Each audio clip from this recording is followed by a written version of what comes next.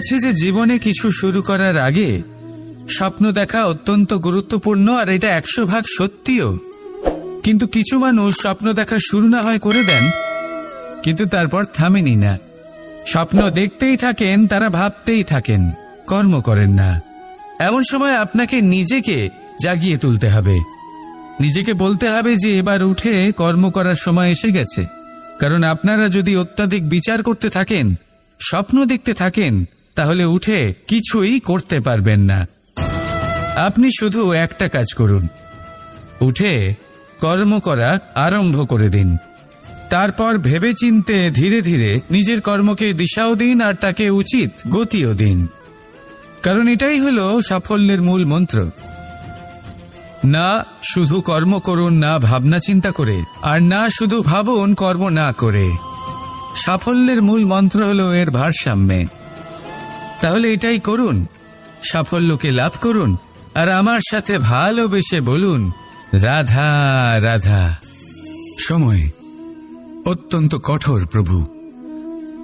আপনি অনেক লোককে এটা বলতে শুনে থাকবেন, আমার কাছে এত সময় নেই, এই কাজে আসলে অনেক সময় লেগে যাবে, এই বিষয়ে ভাবার জন্য আমার সময় লাগবে। আচ্ছা, আমি আপনাকে একটা কথা বলে রাখি, যদি আপনি এটা নিশ্চিত করার জন্য বেশি সময় নিয়ে ফেলেন যে আপনার কি করা উচিত, তাহলে সময় এটা নিশ্চয়ই করে নেবে যে আপনার সাথে কি করা যেতে পারে। কারণ এই সময় কিন্তু অত্যন্ত কঠোর। যতক্ষণ আপনার সাথে রয়েছে এর সমাদর করতে শিখুন, এর সম্মান করতে শিখুন, এর সদ্ব্যবহার করতে শিখুন। যদি এরকম না করেন, তাহলে এই সময়ের নিজেকে আর আপনাকে বদলাতে অধিক সময় লাগবে না। তাহলে আসুন, এবার সময় এসে গেছে ভালোবেসে বলার রাধা রাধা। কি হলো, মন খারাপ? জীবনের সমস্যার বিষয়ে ভাবছেন যে কেন সমগ্র সংসারের সমস্ত কষ্ট, সমস্ত সমস্যা আমার ঝুলিতেই এসে জড়ো হলো? সবাই এটাই ভাবেন। চলুন, আমি আপনাকে বিচার বিবেচনা করতে বাধ্য করছি। ভাবুন ঝিনুকের পেটের ভেতর কাঁকড়ের এই যন্ত্রণা, ঝিনুককে তা কেন ভোগ করতে হয়? বটবৃক্ষের বীজ মাটিতে 7 হাত নিচে অন্ধকারে ঘেরা থাকে কেন? সংসারের সবচেয়ে তীক্ষ্ণ জ্বালা সূর্যকেই জ্বালায় কেন? কারণ ঝিনুকের মধ্যে সেই ক্ষমতা রয়েছে মুক্ত জন্ম দেওয়ার। বটবৃক্ষের বীজেই সেই বল রয়েছে যে সে সংসারের সবচেয়ে দৃঢ় বৃক্ষ হতে পারে। সূর্যের মধ্যে সেই ক্ষমতা রয়েছে যে সে নিজে জ্বলে এই ব্রহ্মাণ্ডকে প্রকাশ দিতে পারে। সেই জন্য জীবনে যখনই বিপদ আসবে, সমস্যা আসবে, তখন নিজেকে বোঝান যে প্রকৃতি আপনাকে এই জন্য চয়ন করেছে, কারণ প্রকৃতি এটাই ভাবে যে এই পরিস্থিতিতে সর্বশ্রেষ্ঠ ফলাফল আপনি বের করতে পারবেন। রাধা রাধা। জীবনে লক্ষ্য লাভ কি করে করতে হয়? কেউ বলবে বন্ধুদের সাহায্যে, কেউ বলবে প্রেমের সাহায্যে, কেউ বলবে নিরন্তর চেষ্টা করলে, কেউ বলবেন পরিশ্রম করলে, কেউ বলবেন ঈশ্বরের আশীর্বাদে, ইত্যাদি ইত্যাদি। আমি আপনাকে বুঝিয়ে বলি, এই যেমন ত্রিলোক আছে, অর্থাৎ 3 লোক আছে, যাকে সঞ্চালন করে ত্রিদেব বা 3 জন দেবতা, সেইভাবে নিজের লক্ষ্যে পৌঁছানোর জন্য 3টি ভাবের প্রয়োজন পড়ে। প্রথম ভাব হলো স্বপ্ন দেখা। আপনি যদি স্বপ্ন দেখতে শুরু না করেন, তাহলে সেখানে পৌঁছতেই পারবেন না। তারপর আপনাকে দৃঢ় সংকল্প নিয়ে সেই পথ যেমনই হোক তাতে চলতে হবে। এ হলো দ্বিতীয় ভাব, দৃঢ় সংকল্প। আর তৃতীয় ভাব হলো সেই লক্ষ্যের যাত্রা পূর্ণ করার জন্য প্রতিবদ্ধ হওয়া। তাই যদি আপনি স্বপ্ন দেখতে পারেন, দৃঢ় সংকল্প দ্বারা পথ যতই কঠিন হোক না কেন তাতে চলতে পারেন, আর সেই লক্ষ্য লাভের যাত্রা পূর্ণ করার জন্য প্রতিবদ্ধ হতে পারেন, তাহলে আপনি নিশ্চিত রূপে আপনার লক্ষ্য লাভ করতে পারবেন। তাই আপনি এটাই করুন, আর আমার সাথে ভালোবেসে বলুন রাধা রাধা। এই পাথর দেখছেন আপনি, নদীর তলদেশে পাওয়া যায়। প্রয়াস করতে থাকে যাতে নদীর জল প্রবাহকে আটকাতে পারে। আটকাতে কি পারে? কখনোই নয়, বরং তার ধারালো কোণাগুলো মসৃণ হয়ে যায়। এবার এ থেকে কি শিক্ষা পাওয়া যায়? এর থেকে এটাই শিক্ষা পাওয়া যায় যে ব্যক্তি দৃঢ়তার সাথে জীবনে শুধু আগে এগোতে থাকেন না থেমে, তিনি না শুধু নিজের লক্ষ্য প্রাপ্তি করতে পারেন, বরং নিজের পথের সমস্ত বাধার অস্তিত্বই পাল্টে দিতে পারেন। তাহলে আপনি কি হতে চাইবেন? সেই ব্যক্তি যিনি নিজের বাধাকে দূরে ঠেলে আগে এগোতে পারেন, নাকি সেই ব্যক্তি যিনি অন্য কারোর পথে বাধা হয়ে থেকে তার নিজের অস্তিত্বই হারিয়ে ফেলেন? সিদ্ধান্ত হলো আপনার। রাধা রাধা। ঈশ্বর আমাদের হাত প্রদান করেছেন, হাত যা জড়ো করা হয় প্রণাম করার জন্য, ঊর্ধ্বগামী হয় প্রার্থনার জন্য। এই হাত যার দ্বারা আমরা খাবার খাই, ফসল উৎপাদন করি। কিন্তু এই হাতের দ্বারা সবথেকে শ্রেষ্ঠ কাজ কি হতে পারে? সেবা। আগে হ্যাঁ, সেই হাত যা সামনে এগিয়ে আসে সেবা করার জন্য, যে সেবা করে তাদের যারা দুঃখে থাকেন, নিরাশ হয়ে থাকেন, যারা সেবা করেন তাদের যারা কিনা দরিদ্র, সেই হাত হলো সব থেকে অধিক মহান। ঈশ্বরকে দীনবন্ধু বলা হয়ে থাকে, কারণ যারা দুঃখী হন, নিরাশ হন, দরিদ্র হন, ঈশ্বর তাদের সাহায্য করেন, তাদের সহায়ক হন, তাদের মধ্যে ঈশ্বর বাস করে। তাই আপনারা যদি এটাই করেন, যারা দুঃখে আছেন, নিরাশ হয়ে আছেন, যাদের সাহায্যের প্রয়োজন রয়েছে, যদি আপনি তাদের সাহায্য করেন, তাহলে আপনি এমন এক চৈতন্য লাভ করবেন যে আপনি তৃপ্ত হয়ে উঠবেন। তাহলে সবার সেবা করুন আর আমার সাথে ভালোবেসে বলুন, রাধা রাধা। জীবনের পঞ্চমহাতত্ত্বের মধ্যে পঞ্চম তত্ত্ব অগ্নি। অগ্নি যা জ্বালাতে সাহায্য করে, কিন্তু তা উত্তাপও প্রদান করে। নিশ্চিত রূপে অগ্নি আমাদের জ্বালিয়ে দিতে পারে, কিন্তু আপনি কি কখনো এটা ভেবে দেখেছেন যে আগুন, তাকে নিজেকে কতটা জ্বলতে হয়, তাকে নিজেকে কতটা তাপ সহ্য করতে হয়? ও নিজে জ্বলে আমাদের উত্তাপ প্রদান করার জন্য, ও নিজে জ্বলে আমাদের ঊর্জা দেবার জন্য, আমাদের আলো দেবার জন্য, অন্ধকারে পথ দেখানোর জন্য, শত্রুর সাথে মোকাবিলা করার জন্য আমাদের সাহায্য করে, নিজে জ্বলে। যখন আমরা কোনো দেবতার জন্য যজ্ঞ করি, তখন দেবতার ভোজন গ্রহণ করার নিমিত্ত হয় এই অগ্নি। কত কিছু ওকে সহ্য করতে হয় আমাদের এত কিছু দেবার জন্য। আপনিও আগুনের মতো হয়ে উঠুন, নিজে কষ্ট সহ্য করুন অন্যকে সাহায্য করার জন্য, তাদের জীবন উদ্ধার করার জন্য, নিজের প্রিয়জনের জন্য, নিজের পরিবারের জন্য, নিজের মাতা পিতার জন্য, এই সমাজের জন্য। নিজে কষ্ট সহ্য করুন, প্রকাশের কেন্দ্রবিন্দু হয়ে উঠুন আর সকলকে পথ প্রদর্শন করুন, সবাইকে পথ দেখান। যেদিন আপনি আগুনের মতো হয়ে উঠবেন, সেই দিন ঠিক যেমন অগ্নিকে পুজো করা হয়, আপনিও সেইভাবে পূজনীয় হয়ে উঠবেন। যেমন সকল শুভকর্মে, সকল যজ্ঞে, সকল পুজোতে অগ্নিকে স্মরণ করা হয়, সেইভাবেই সকল শুভকর্মে আপনাকেও স্মরণ করা হবে। আর যেদিন আপনি এরকম হয়ে উঠবেন, সেই দিন জীবনের বাস্তব মর্ম কি আপনি তা বুঝতে পারবেন। তাহলে আসুন আর আমার সাথে ভালোবেসে বলুন, রাধা রাধা। পিতা আর পুত্রের সম্পর্ক অত্যন্ত মধুর হয়ে থাকে। পিতা স্বপ্ন দেখেন, তাকে পূর্ণ করার সকল সম্ভাব্য চেষ্টা করেন, কিন্তু তাও অনেক সময় ওনার স্বপ্ন অপূর্ণ থেকে যায়। তখন পিতা ভাবেন যে স্বপ্ন উনি পূর্ণ করতে পারেননি, ওনার সন্তান তা অবশ্যই পূরণ করবে। যে স্থানে উনি কখনো পৌঁছতে পারেননি, সেই স্থানে ওনার পুত্র অবশ্যই পৌঁছবে। পিতা নিজের সন্তানের ভবিষ্যৎ নিয়ে সেই স্বপ্ন দেখেন, আর যখন সেই সন্তান সামনে এগোতে থাকে, তখন তার দুঃখ হয় না, বরং গর্ব হয়। ওনার ভালো লাগে এটা দেখে যে ওনার সন্তান অনেক উন্নতি করছে। কিন্তু যখন সন্তান নিজের অভিভাবকের শক্তি দেখে, তার যশ দেখে হিংসা করতে থাকে, সমস্যা সেইখানেই শুরু হয়। সেই জন্য সকল সন্তানকে এটা মনে রাখতে হবে, দেখুন, পুত্র হবার সুবাদে এক সন্তান হবার সুবাদে এটা হলো আপনার অধিকার যে আপনি আপনার পিতার থেকে বেশি উন্নতি করবেন। আপনার পিতাও এটাই চান, কিন্তু সুস্থভাবে এটা করুন। একটা রেখা টেনে নিন যাতে আপনি তাতে এগোতে পারেন আর আপনার পিতার তাতে গর্ববোধ হয়, আর সেই বিষয়ে দুঃখ না হয় যে আমার সন্তান আমাকেই ছোট করার চেষ্টা করছে। ইতিহাস সাক্ষী রয়েছে, যে মানুষ অন্য কাউকে ছোট করার চেষ্টা করেছেন সেই মানুষই ছোট হয়ে গেছেন। আর আমার মনে হয় না আপনি এটা চান, কারণ কোনো একদিন আপনিও কারোর পিতা হবেন। আসুন আমার সাথে ভালোবেসে বলুন, রাধা রাধা। করুণা, করুণা সেই অনুভূতি যার থেকে সংসারের সমস্ত অনুভূতির জন্ম হয়। আর এই সমগ্র সংসার মায়ের থেকে জন্ম নেয়।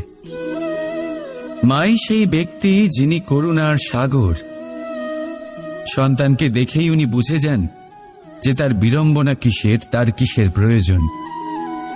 সন্তানের চোখে যদি উনি জল দেখেন, সেটা দেখেই উনি বুঝে যান যে সন্তানের শরীরের কোন অংশে সে আঘাত পেয়েছে। সন্তানের কিছু না বলা সত্ত্বেও মা বুঝে যান যে আজ আহারে সন্তান কি খেতে চায়। ইনি হলেন মা। মা করুণার সব থেকে বড় রূপ। আর আজকের যুগে মানুষেরা জীবনে একটু এগিয়ে গেলেই মাকে পেছনেই ফেলে আসে, মাকে ভুলেই যায় তারা। এই ভুল আপনি কখনোই করবেন না, কখনোই করবেন না। কারণ মা সেই করুণা যে আপনার জীবন থেকে চলে গেলে তারপরে আপনি জীবন অবশ্যই যাপন করবেন, কিন্তু কখনোই জীবন বাঁচতে পারবেন না। তারপরে আপনার জীবন থেকে আপনার এই মূল্যায়ন, আপনার জীবন থেকে করুণার এই অনুভূতি, সেটাও আপনি হারিয়ে ফেলবেন। আপনার মা সব থেকে গুরুত্বপূর্ণ। যদি মাকে হারিয়ে ফেলেন তাহলে বুঝবেন সব হারিয়ে ফেলেছেন। তাই মাকে সর্বদাই মনে রাখবেন, সর্বদাই তাকে ভালোবাসুন। আর আমার সাথে বলুন, রাধা রাধা। পাদুকা, খড়ম আমাদের জীবনে কতটা গুরুত্বপূর্ণ হয়। যখনই আমরা এটা পায়ে পড়ে হাঁটি, এটা আমাদের রক্ষা করে কাঁটা থেকে, ছোট পাথর থেকে। এটা আমাদের সুরক্ষিত রাখে। কিন্তু যদি এটাকেই আমরা অন্য দৃষ্টিভঙ্গি দিয়ে দেখি, তাহলে এই পাদুকার জন্যই হাঁটার সময় পেছন থেকে আমাদের পায়ে কাদা লেগে যায়। এরকম মানুষও আমাদের জীবনে থাকে, যে থাকে তো আমাদের সাথেই, কিন্তু এরাই আমাদের পিঠ পিছে কাদা ছোড়ে। এবার হাঁটার সময় যখন আপনার পায়ে কাদা লাগে আপনার পাদুকার জন্য, আপনার নজর সেদিকে থাকে না। আপনার নজর থাকে সামনের দিকে, কারণ সেটাই আপনার লক্ষ্য, সেটাই আপনার পথ, আর সেটাই আপনার করা উচিত। তাই মনে রাখবেন, আপনার পা ধরে সেই টানতে পারে যে আপনার পেছনে রয়েছে, আর আপনার নজর সেখানে নয়। সবসময় সামনে নিজের লক্ষ্যে থাকা উচিত। প্রতি মুহূর্তে নিজের লক্ষ্যের দিকে তাকিয়ে থাকুন। সবসময় জীবনের সামনে এগোতে থাকুন। আর রাধা রাধা।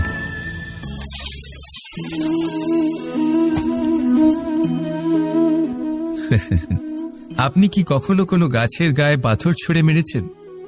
আজ না হোক, ছোটবেলায় কখনো না কখনো নিশ্চয়ই ছুঁড়েছেন। এখনো বাচ্চারা সেটাই করে থাকে। কিন্তু আপনি কি কখনো ভেবে দেখেছেন যে কেন সেই গাছের ওপরই পাথর ছুঁড়ে মারা হয় যাতে ফল থাকে? কোনো সাধারণ বা ফলবিহীন গাছের ওপর এত পাথর কেন ছোড়া হয় না? কারণ খুবই সহজ, আমরা ফল খেতে চাই, আর সেটা পারার জন্য আমরা পাথর ছুঁড়ে সেগুলিকে প্রাপ্ত করার চেষ্টা করি।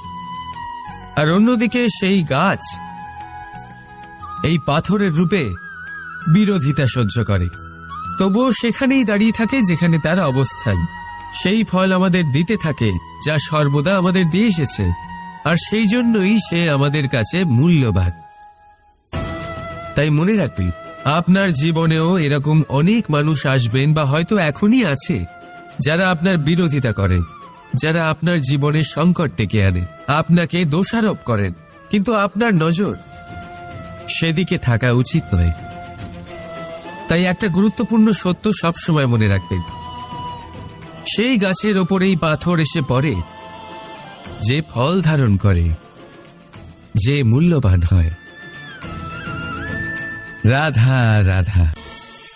শব্দ, এই শব্দ কি? ফুসফুস থেকে নির্গত বায়ু যা কণ্ঠের সাথে ঘর্ষণে কম্পনে পরিবর্তিত হয়, এই কি শব্দ? না, শব্দ হলো নাদ, শব্দ হলো ব্রহ্ম। এই শব্দ অত্যাধিক শক্তিশালী। এই শব্দতে এত শক্তি থাকে এই সংসারকে বদলে দিতে পারে। আপনার শব্দ বীজের ন্যায় হয়, কারোর মনে কাঁটাও উৎপন্ন করতে পারে, আবার পুষ্পও উৎপন্ন করতে পারে। যদি কোনো ব্যক্তি নিরাশ হন, নিজের জীবনের সব থেকে কঠিন সময় পার করছেন, তাকে প্রেরণার দুটি শব্দ বলে দিলেই সে অসম্ভব থেকে অসম্ভবকারী কার্য করে দেবে। যেমন জাম্ববানের প্রেরণার দ্বারা বীর হনুমান সাগর পার করেছিলেন। আর যদি কেউ উৎসাহী হন, তার উৎসাহ কম করার জন্য বলা দুটি শব্দ তাকে তার পতনের দিকে নিজে থেকেই নিয়ে যেতে পারে। তাই এই শব্দের মাহাত্ম্য বুঝুন, শব্দের শক্তিকে বুঝুন, আর আমার সাথে ভালোবেসে বলুন রাধা রাধা। ফাগুন পূর্ণিমাতে পালন করা হয় এই বিশেষ উৎসব, যার নাম শুনতেই রঙের কথা মনে পড়ে, মন উচ্ছ্বসিত হয়ে ওঠে। এই উৎসবের নাম হল দোল। এমন কি বিশেষ রয়েছে এই উৎসবে যা অন্য কোনো উৎসবে নেই? ত্যাগ। নতুন কোনো রঙকে আপন করে নিতে গেলে পুরনো রঙকে ত্যাগ করে দিতে হয়। সাতরঙা হওয়ার জন্য সাদা কাপড়কেও নিজের উপর নতুন রং ধারণ করতে হয়। আর এই ত্যাগ একেবারেই সরল নয়। সেই জন্যই তো রং খেলার পূর্বে আমরা হোলিকা দহন করি। হোলিকার অন্ত হল, আর প্রহ্লাদ বেঁচে গেল। অর্থাৎ যে অপবিত্র ছিল, অসত্য ছিল, তার অন্ত হল, আর যে পবিত্র ছিল, যে সত্য ছিল, সে থেকে গেল। এইভাবে আপনিও আপনার মনের মধ্যে যত বিকার রয়েছে, যে বিকারের বোঝা আপনি বয়ে নিয়ে চলেন, সেই ভার হোলিকা দহনে ভস্ম করে দিন।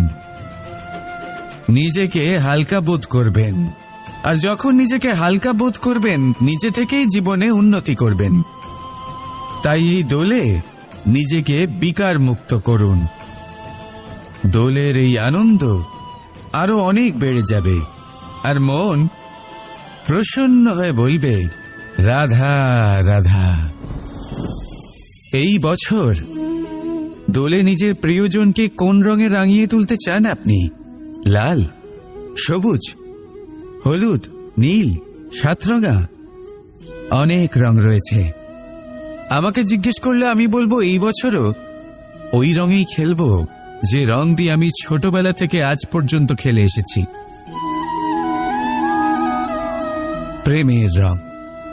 প্রেমের এই রং যা হয়তো দেখা যায় না, কিন্তু যখন এই প্রেমের রং গায়ে লাগে তখন সব রঙই ভালো লাগে।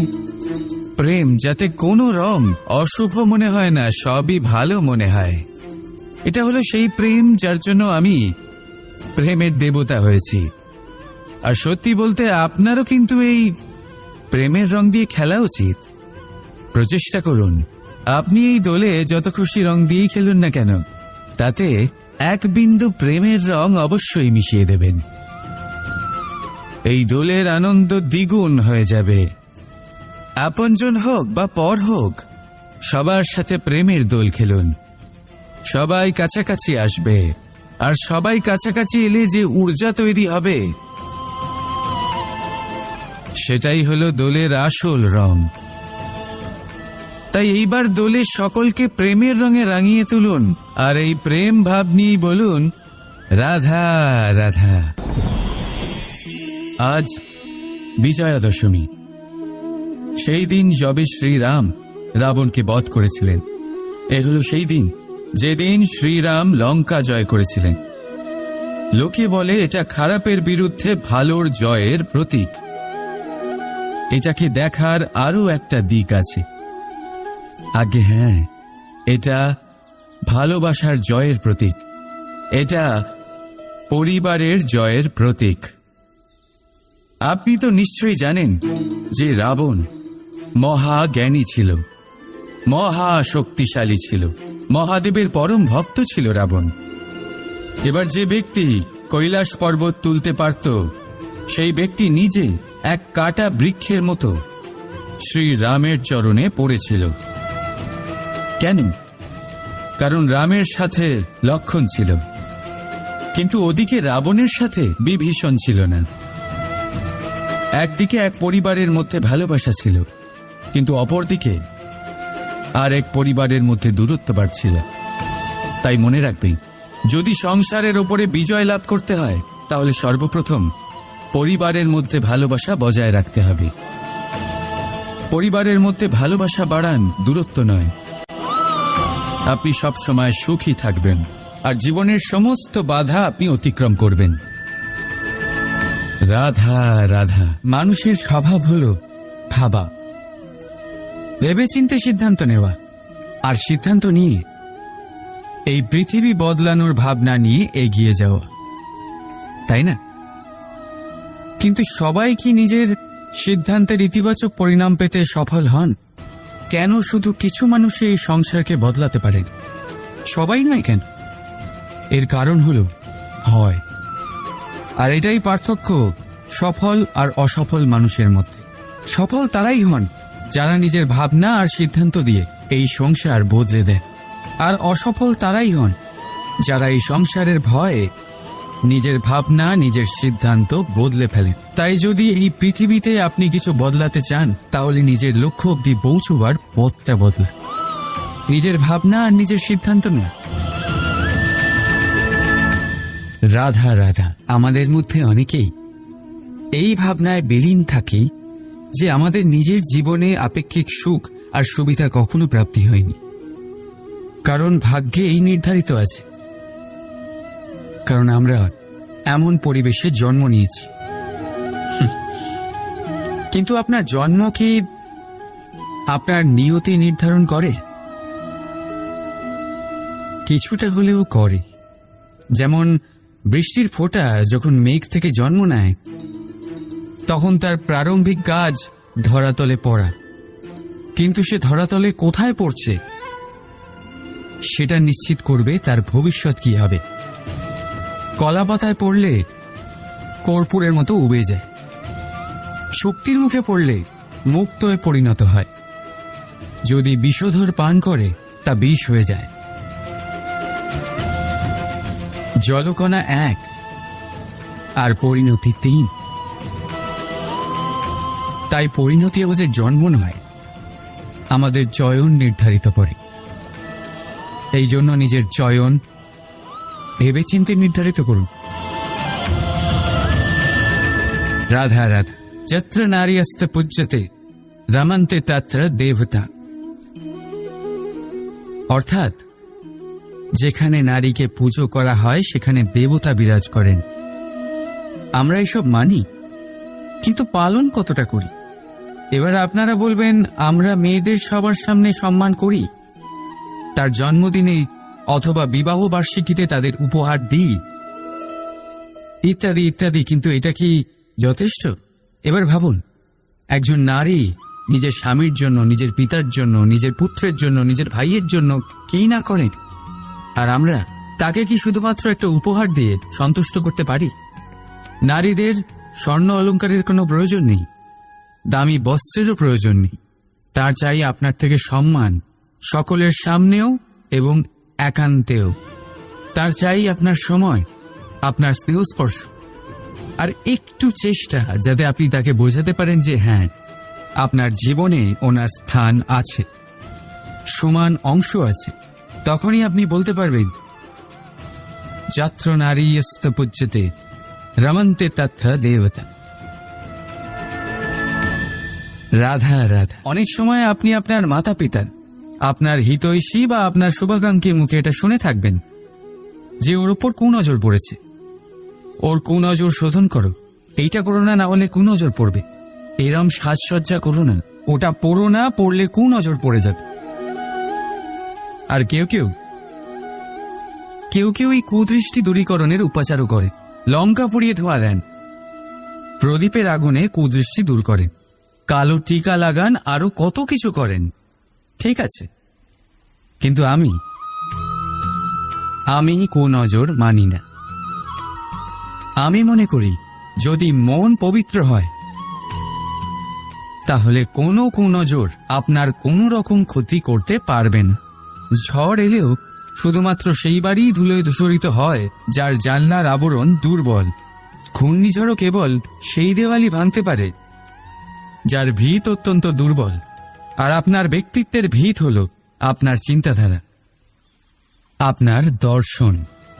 একই পরিস্থিতি, একই স্থান, একই ঘটনাকে আপনি ধনাত্মক রূপেও গ্রহণ করতে পারেন, ঋণাত্মক রূপেও গ্রহণ করতে পারেন। সিদ্ধান্ত আপনার। এই সংসারকে যেভাবে চাইবেন সেভাবেই পাবেন।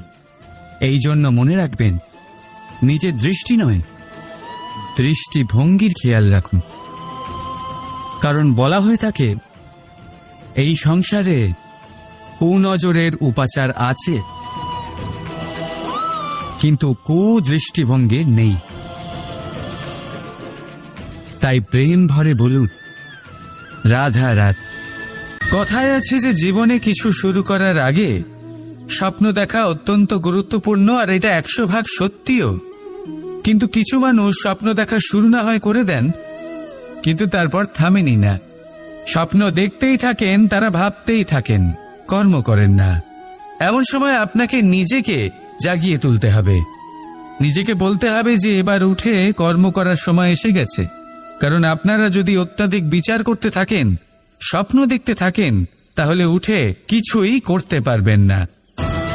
আপনি শুধু একটা কাজ করুন, উঠে কর্ম করা আরম্ভ করে দিন। তারপর ভেবেচিন্তে ধীরে ধীরে নিজের কর্মকে দিশাও দিন, আর তাকে উচিত গতিও দিন। কারণ এটাই হলো সাফল্যের মূল মন্ত্র। না শুধু কর্ম করুন না ভাবনা চিন্তা করে, আর না শুধু ভাবুন কর্ম না করে। সাফল্যের মূল মন্ত্র হলো এর ভারসাম্যে। তাহলে এটাই করুন, সাফল্যকে লাভ করুন, আর আমার সাথে ভালোবেসে বলুন রাধা রাধা। সময় অত্যন্ত কঠোর প্রভু। আপনি অনেক লোককে এটা বলতে শুনে থাকবেন, আমার কাছে এত সময় নেই, এই কাজে আসলে অনেক সময় লেগে যাবে, এই বিষয়ে ভাবার জন্য আমার সময় লাগবে। আচ্ছা, আমি আপনাকে একটা কথা বলে রাখি, যদি আপনি এটা নিশ্চিত করার জন্য বেশি সময় নিয়ে ফেলেন যে আপনার কি করা উচিত, তাহলে সময় এটা নিশ্চয়ই করে নেবে যে আপনার সাথে কি করা যেতে পারে। কারণ এই সময় কিন্তু অত্যন্ত কঠোর। যতক্ষণ আপনার সাথে রয়েছে এর সমাদর করতে শিখুন, এর সম্মান করতে শিখুন, এর সদ্ব্যবহার করতে শিখুন। যদি এরকম না করেন তাহলে এই সময়ের নিজেকে আর আপনাকে বদলাতে অধিক সময় লাগবে না। তাহলে আসুন, এবার সময় এসে গেছে ভালোবেসে বলার রাধা রাধা। কি হলো, মন খারাপ? জীবনের সমস্যার বিষয়ে ভাবছেন যে কেন সমগ্র সংসারের সমস্ত কষ্ট, সমস্ত সমস্যা আমার ঝুলিতেই এসে জড়ো হলো। সবাই এটাই ভাবেন।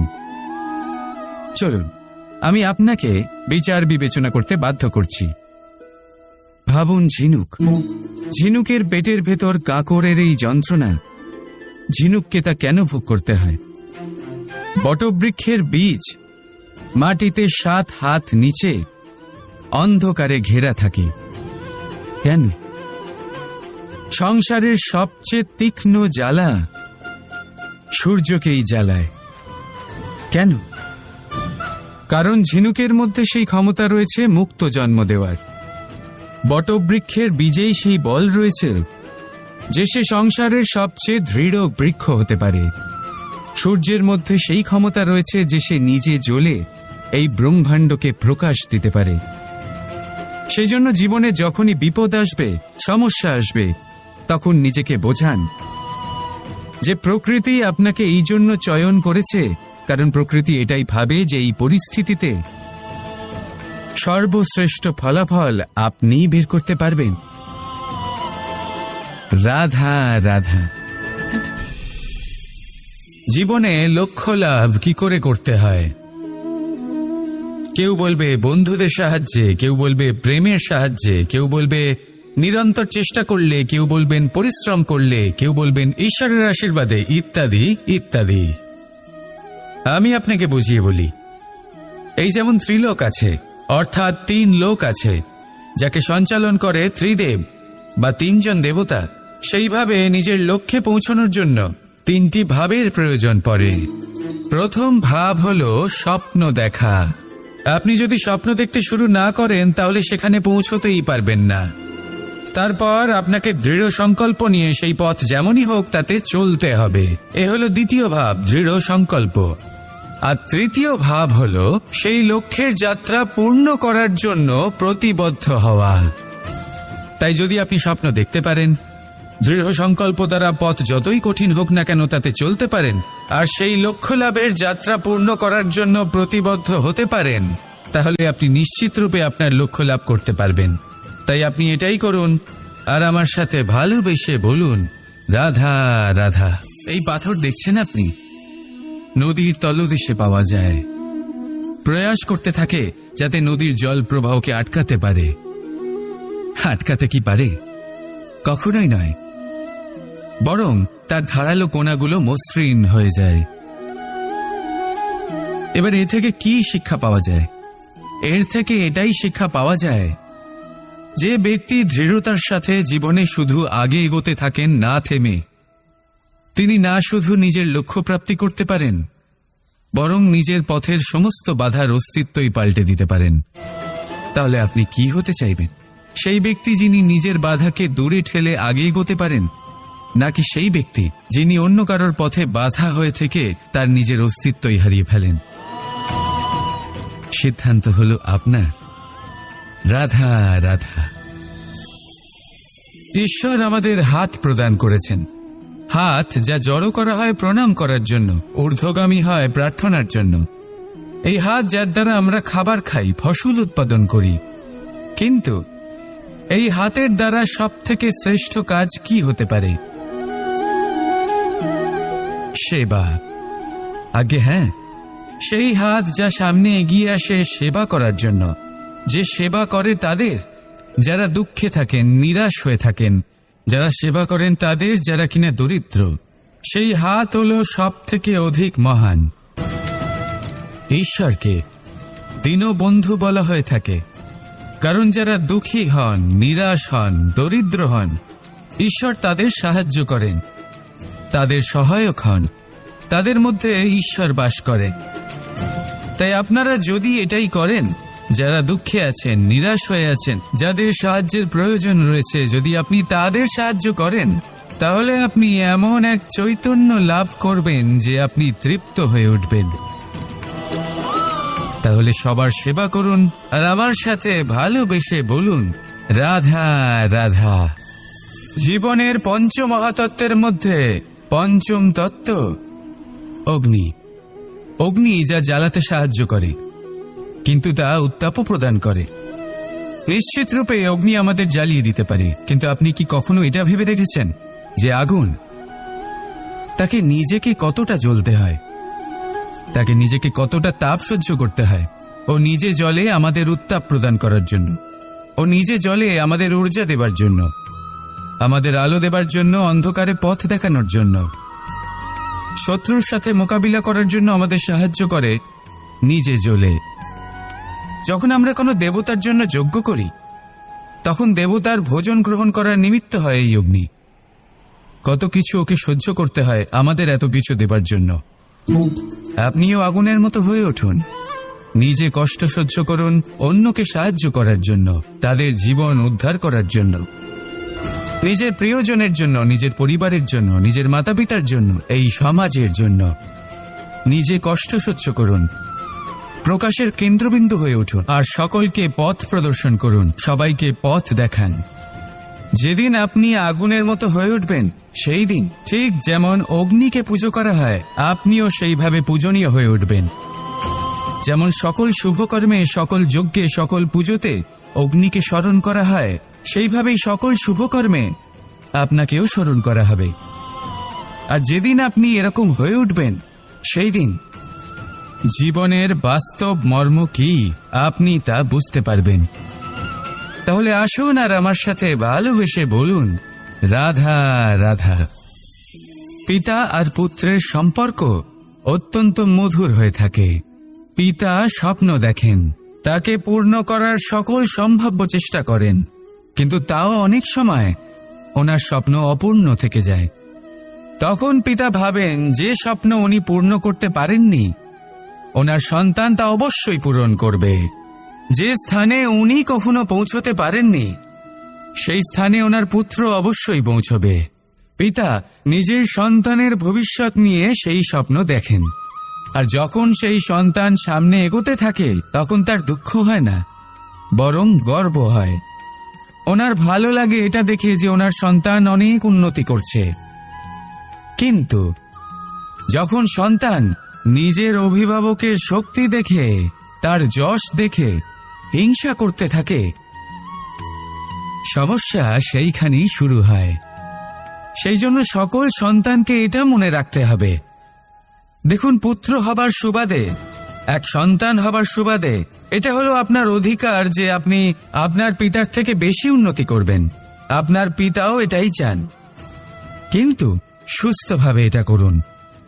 একটা রেখা টেনে নিন, যাতে আপনি তাতে এগোতে পারেন আর আপনার পিতার তাতে গর্ববোধ হয়, আর সেই বিষয়ে দুঃখ না হয় যে আমার সন্তান আমাকেই ছোট করার চেষ্টা করছে।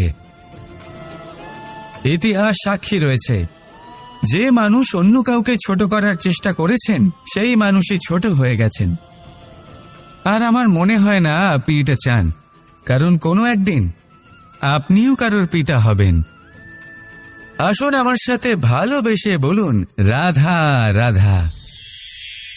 করুণা, করুণা সেই অনুভূতি যার থেকে সংসারের সমস্ত অনুভূতির জন্ম হয়। আর এই সমগ্র সংসার মায়ের থেকে জন্ম নেয়। মাই সেই ব্যক্তি যিনি করুণার সাগর। সন্তানকে দেখেই উনি বুঝে যান যে তার বিড়ম্বনা কিসের, তার কিসের প্রয়োজন। সন্তানের চোখে যদি উনি জল দেখেন, সেটা দেখেই উনি বুঝে যান যে সন্তানের শরীরের কোন অংশে সে আঘাত পেয়েছে। সন্তানের কিছু না বলা সত্ত্বেও মা বুঝে যান যে আজ আহারে সন্তান কি খেতে চায়। ইনি হলেন মা। মা করুণার সব থেকে বড় রূপ। আর আজকের যুগে মানুষেরা জীবনে একটু এগিয়ে গেলেই মাকে পেছনেই ফেলে আসে, মাকে ভুলেই যায় তারা। এই ভুল আপনি কখনোই করবেন না, কখনোই করবেন না। কারণ মা সেই করুণা যে আপনার জীবন থেকে চলে গেলে তারপরে আপনি জীবন অবশ্যই যাপন করবেন, কিন্তু কখনোই জীবন বাঁচতে পারবেন না।